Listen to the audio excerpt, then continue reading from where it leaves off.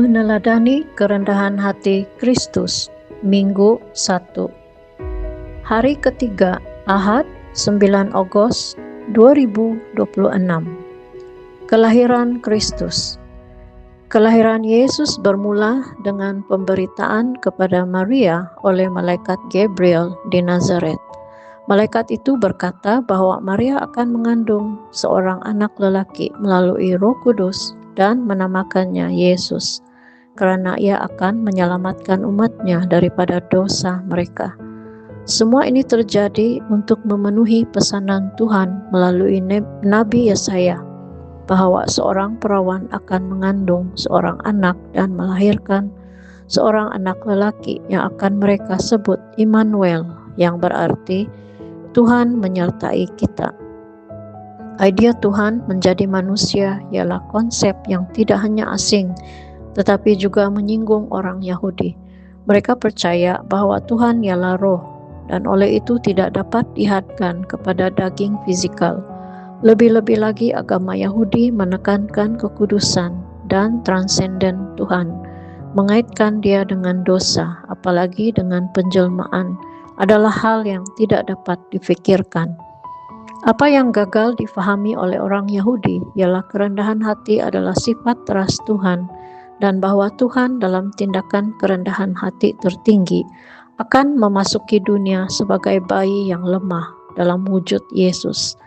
Fakta bahwa bayi Yesus harus sepenuhnya bergantung pada ibu bapa duniawinya semakin mempersulit masalah bagi mereka. Kristus begitu rendah hati sehingga ia rela melepaskan hak istimewa ilahinya untuk dilahirkan dalam daging manusia dan terdedah kepada godaan.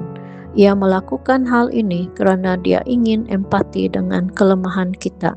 Ia digoda dalam segala hal seperti kita, namun ia tidak berdosa. Karena itu dia mampu menyelamatkan kita, bukan hanya daripada dosa, tetapi juga daripada godaan untuk berdosa.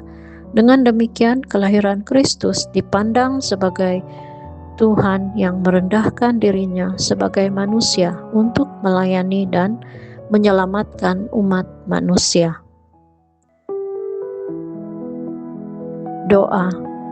Tuhan, saya bersyukur kepadamu karena Engkau empati dengan kelemahan-kelemahan saya.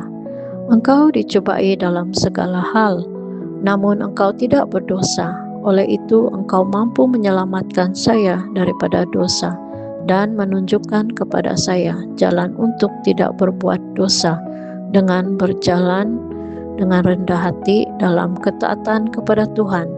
Kiranya saya dapat meneladani kerendahan hati Kristus agar saya dapat meraih kemenangannya. Gereja. Bapa, kiranya gereja memberikan teladan tentang kerendahan hati Kristus sebagai tindakan susulan daripada tema puasa dan doa 40 hari tahun lalu, yaitu berjalan dalam takut akan Tuhan. Marilah kita menangkap sikap kerendahan hati ini saat kita menghargai orang lain lebih daripada diri kita sendiri. Bangsa. Berdoalah agar pemerintah negara kita sekarang ini tetap berkuasa sehingga mereka dapat memenuhi mandat politik mereka sebelum pemilihan umum ke-16 negara ini.